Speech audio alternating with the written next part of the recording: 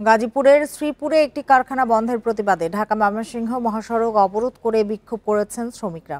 পরে sound grenade ছুড়ে আন্দোলনকারীদের ছত্রভঙ্গ করে দেয় পুলিশ।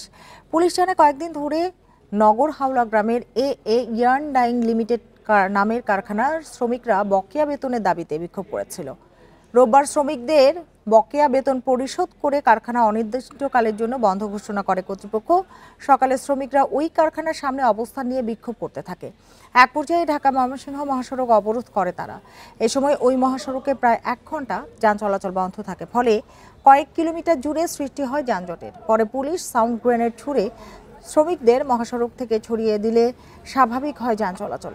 পরে দ্বিতীয় দফায় আবারও সড়ক অবরোধের চেষ্টা করলে মালিকপক্ষের সঙ্গে আলোচনার আশ্বাসে সরে যায় তারা।